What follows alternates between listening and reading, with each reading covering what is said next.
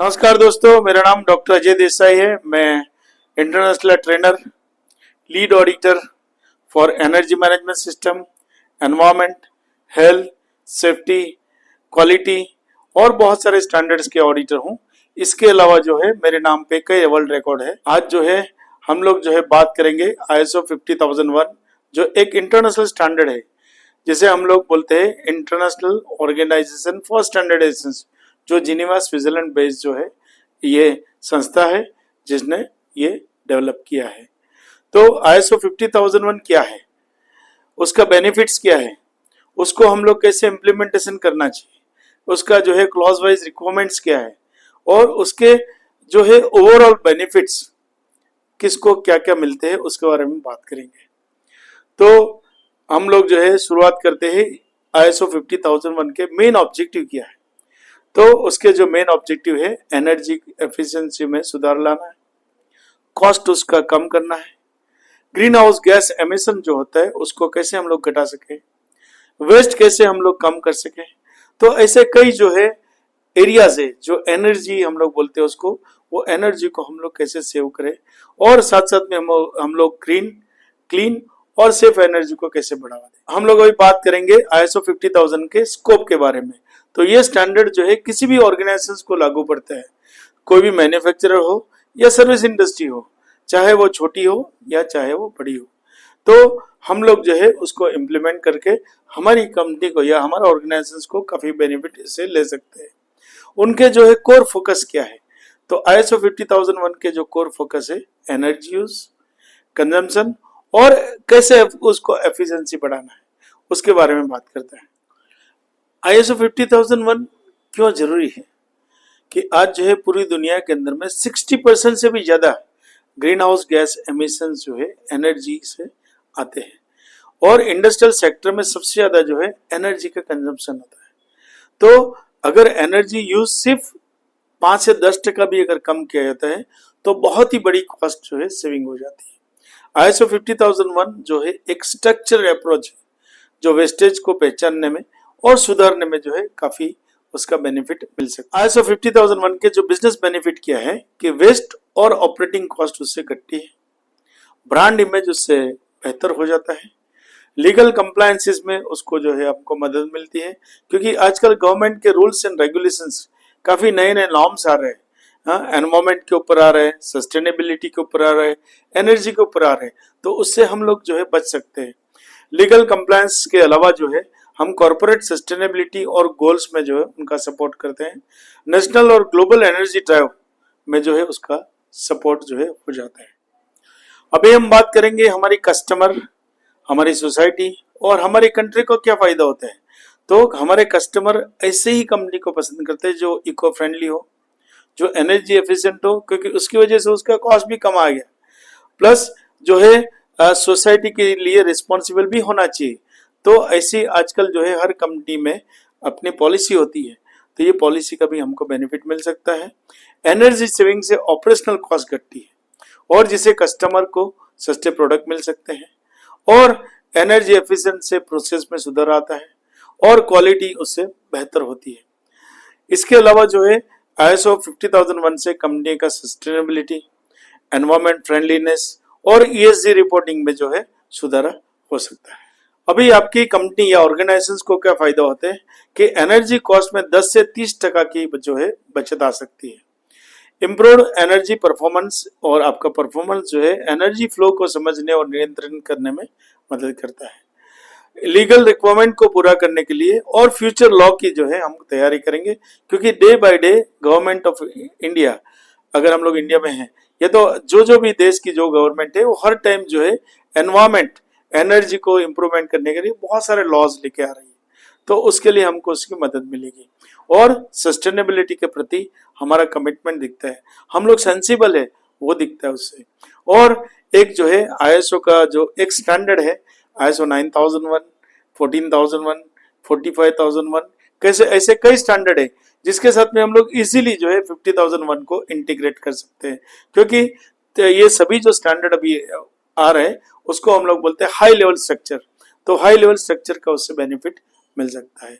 तो easily integration 50,001 में कर सकते हैं। अभी हमारे एम्प्लॉय के लिए क्या फायदा होगा कि एम्प्लॉय का जो है स्किल डेवलपमेंट, जैसे एनर्जी मैनेजमेंट के अंदर में ट्रेनिंग हम देते हैं, उसको टेक्निकल नॉलेज बढ़ाते हैं, उसका जो है डाटा एनालिसिस हम लोग करते हैं, तो एम्प्लॉय को काफी जो है टेक्निकल इससे नॉलेज मिलता है और उनको मालूम होता है कि देखो हमारी एनर्जी, उसको डाटा और एनालिसिस से उसका जो ग्राफ्स आता है उससे पता चलता है कि डेफिनेटली हमारी कंपनी में कितना इंप्रूवमेंट आ रहा है, लाखों रुपया करोड़ों रुपया हम लोग बचा रहे हैं।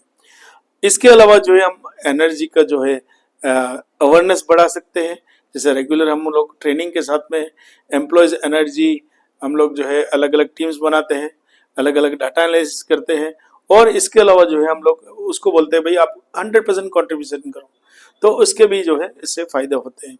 इसके अलावा जो है एनर्जी सेविंग्स के आइडियाज और रिवॉर्ड्स रिकग्निशन हम लोग देते हैं और इम्प्रूव्ड वर्क प्लेस, तो जहाँ पे हम लोग वर्क प्लेस होता है तो वहाँ पे लाइटिंग सिस्टम, उसका जो लेआउट प्लान है, एयर कंडीशन सिस्टम, उसके इक्विपमेंट्स, उसकी मशीनरीज और उसका जो है कंफर्ट और सेफ्टी जो है उससे बढ़ाई जाती है। अभी हम लोग बात करेंगे ISO 50001 के की एलिमेंट्स क्या है।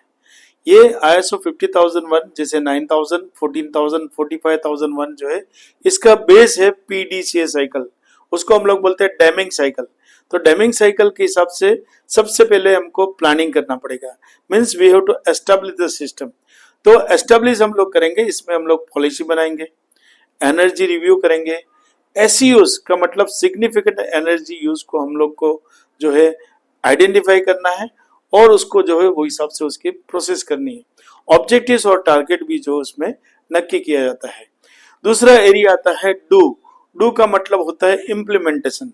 तो हम लोग एक्शन प्लान लागू करते हैं, एम्प्लॉयज को प्रॉपरली ट्रेन करते हैं, अवेयरनेस करते हैं, एक टीम बनाते हैं और जो है उसका ऑपरेशन जो है उसको मॉनिटर करते हैं। तीसरा एरिया आता है चेक मीन्स ऑडिटिंग। तो हम लोग ओवरऑल सिस्टम में जैसे ऑपरेशंस हो जाता है, इसके बाद में हम लोग मेजरमेंट करते हैं, एनर्जी परफॉर्मेंस को जो है इंडिकेटर को ध्यान में रख के हम लोग ट्रैक करते हैं, हर एक जगह पे जो है एनालिसिस करते रहते हैं, हर एरिया के अंदर में जहाँ पे एनर्जी यूज हो रही है, और इंटरनल ऑडिट बाद में करते हैं, जिससे हमको प्योरली हमको डाटा और एनालिसिस करने का स्कोप मिलता है। और लास्ट एरिया आता है एक्ट, जो हम लोग उसको करेक्टिव एक्शन लेते हैं, कहाँ पे करेक्शन होगा तो करेक्शन भी करते हैं, एनर्जी स्ट्रेटेजीज में जो है क्या क्या सुधारा करना है वो सुधारते हैं और टारगेट्स और वो जो है अपडेट करते हैं। तो जहां जहां पे इम्प्रूवमेंट का स्कोप है वहां पे हम लोग जो है उसको टोटली इम्प्रूव करते हैं। अभी हम लोग बात करेंगे ISO 50001 2018 के जो है क्लॉज वाइज रिक्वायरमेंट्स क्या है। तो जैसे 9001, 14001, 45001 के जो है 10 क्लॉजेज है, तो यहाँ भी जो है सिमिलर 10 क्लॉजेज है। तो सबसे पहला क्लॉज है स्कोप है, जो आपका पर्पस डिफाइन करता है, और applicability of energy management system, यहाँ पे एनर्जी है तो एनर्जी सिस्टम के हिसाब से क्या क्या एप्लीकेबल है उसमें बताया जाता है। क्लॉज नंबर 2 में है नॉर्मेटिव रेफरेंसेस, जो ये 50001 का रेफरेंस कौन कौन सा स्टैंडर्ड से कहाँ से लिया उसके बारे में बताते हैं। क्लॉज नंबर 3 में है टर्म्स एंड डेफिनेशंस, तो उसकी व्याख्या है बोलते हैं ना हम लोग, या डेफिनेशंस बोलते हैं, तो वो कहाँ से आपने ली है, कौन सी जगह से ली है, तो वो सब चीजें जो है अंदर से आती है। जैसे हम लोग कुछ व्याख्या 9001 से लेते हैं, कुछ व्याख्या 31001 से लेते हैं, कुछ व्याख्या 14001 से लेते हैं, तो कहाँ ना कहाँ कोई ना कोई व्याख्या जो है अलग अलग जगह से लेते हैं, तो वो यहाँ पे उसका रेफरेंस। क्लॉज नंबर 4 में कॉन्टेक्स्ट ऑफ द ऑर्गेनाइजेशंस, तो कॉन्टेक्स्ट के मतलब होता है कि understand internal and external factors and define the system boundaries, तो उसकी बाउंड्रीज क्या है वो हम लोग उसमें डिफाइन करते हैं। मेनली जो है उसका पर्पस हम लोग नक्की करते हैं। कॉन्टेक्स्ट का मतलब होता है पर्पस, कि हम लोग एनर्जी में जो है हमारी क्या क्या बाउंड्रीज रहेगी, हम लोग कैसे कैसे उसको इम्प्लीमेंट करेंगे, हमारे इम्प्लीमेंटेशन की प्रोसीडिंग्स क्या होती है, हमारे इंटरनल इश्यूज क्या है, हमारे एक्सटर्नल इश्यूज क्या है, तो वो सब चीजें जो है क्लॉज नंबर 4 में आइडेंटिफाई हो जाता है। तो एनर्जी के जो कॉन्टेक्स्ट में जो है ये हमको आइडेंटिफाई करना है, internal as well as external issue. Clause number 5 जो है वो हमारा क्लॉज है, जो मैनेजमेंट का क्लॉज बोलते हैं, कि टॉप मैनेजमेंट का वहां पे कमिटमेंट होना चाहिए, उसको सपोर्ट चाहिए, और एनर्जी मैनेजमेंट कैसे सक्सेसफुल जा सकती है उसके बारे में ये बताया गया है। अभी क्लॉज नंबर 6 की बात करेंगे तो वहां पे प्लानिंग आता है, तो हमको आइडेंटिफाई द एनर्जी यूजेस, हम लोग कैसे आइडेंटिफाई करना है एनर्जी यूजेस के, कैसे कर रहे हैं, क्या कर रहे हैं, उसका कहाँ कहाँ पे रिस्क है, हम लोग उसके सामने ऑब्जेक्टिव सेट करेंगे, और एनर्जी इंप्रूवमेंट कैसे होगा, तो वो सब चीजें जो है प्लानिंग में आता है। क्लॉज नंबर 7 में जो है सपोर्ट है, तो सपोर्ट का मतलब होता है रिसोर्सेज, तो कहाँ कहाँ पे रिसोर्सेज क्या क्या देना है, अवेयरनेस कैसे बढ़ानी है, ट्रेनिंग कैसे देनी है, डॉक्यूमेंटेशन को कैसे इंप्लीमेंट करना है प्रॉपरली, उसको डाटा को कैसे एनालिसिस करना है, डाटा को कैसे भरना है, वो सब चीजें जो है आपकी सपोर्ट में आ जाएगी।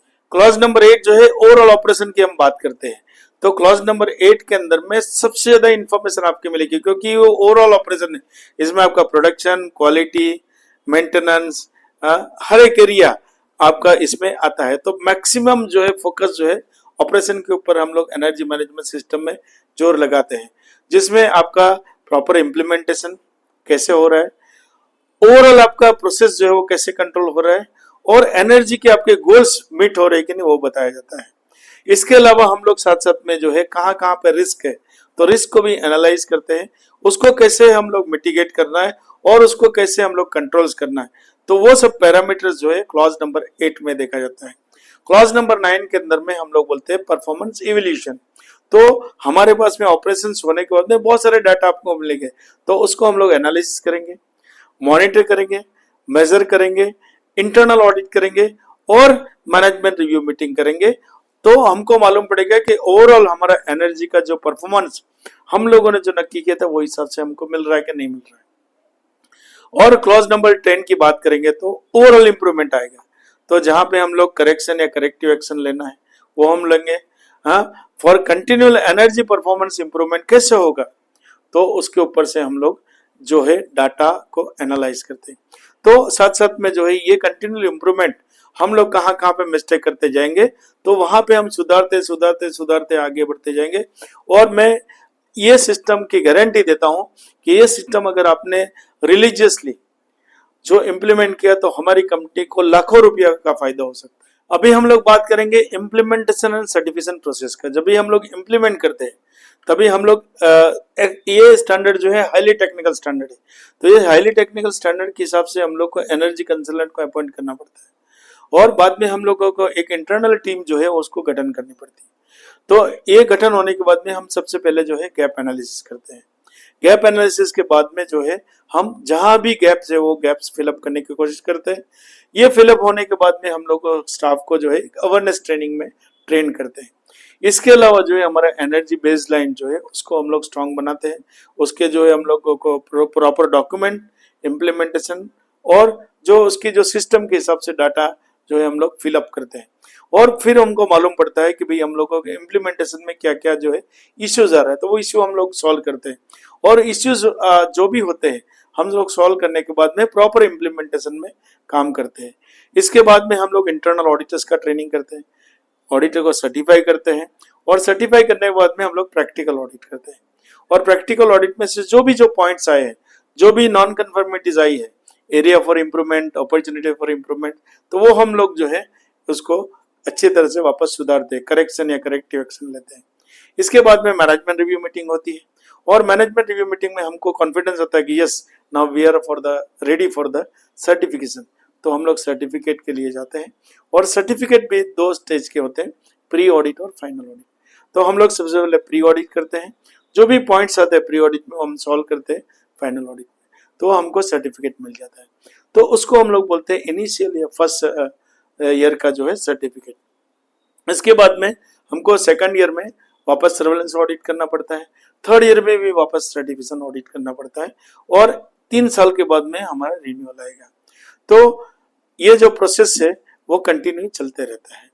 इसके अलावा विजय हर साल में जो है हमको इंटरनल ऑडिट 6-6 महीने में 2 बार करना है। अभी हम लोग बात करेंगे रियल वर्ल्ड एग्जाम्पल, क्योंकि कई कंपनी ने ये ISO 50001 लेने के बाद में करोड़ों रुपए का फायदा उसने लिया है। कुछ मैं रियल वर्ल्ड के जो कुछ एग्जाम्पल देता हूं, जैसे IBM ने ISO 50001 के वजह से 6.7% एनर्जी जो है उसने कम की, it's a big amount. Toyota ने यूरोप में 17% एनर्जी का यूज जो है घटाया है, ये भी बहुत बड़ा अमाउंट हो जाता है। भारत में जैसे NTPC है और भेल ने करोड़ों रुपया एनर्जी कॉस्ट से बचाया है। हम लोग भी जो है आज 2000 कंपनी में काम कर रहे हैं। तो इसमें कई कंपनियों, जैसे मैं कुछ सैंपल के हिसाब से एग्जांपल दूंगा, जैसे रिलायंस है, गोदरेज है, अडानी है, पैनासोनिक है, BASF है, वैसी कई कंपनियां ने जो है हमारा एनर्जी मैनेजमेंट सिस्टम की वजह से करोड़ों रुपया उसने सेव किया है। तो ओवरऑल जो है कंक्लूजन में ये करूंगा कि ISO 50001 सिर्फ बिजली बचाने का या कोई एनर्जी बचाने का सिर्फ तरीका नहीं है, बल्कि ये जो है फ्यूचर जनरेशंस के लिए सस्टेनेबल वर्ल्ड बनाने की दिशा में एक बहुत बड़ा कदम है। चाहे आप फैक्ट्री चला रहे हो या ऑफिस में हो या और जगह पे जो है आप हो जहाँ पे एनर्जी, आपकी एनर्जी जो है यूज हो रही है, तो उसको हम लोग जो है एक सेंसिबल सिटीजन की तरफ से जो है हमको इसको बचाव करना है। तो आज ही हम ISO 50001 अपनाएं और जुड़िए एनर्जी एफिशिएंसी, कॉस्ट सेविंग्स और क्लाइमेट एक्शन की मुहिम से। तो धन्यवाद, और हम चाहेंगे कि ये वीडियो को आप शेयर करें, लाइक करें और सब्सक्राइब करें। जय हिंद।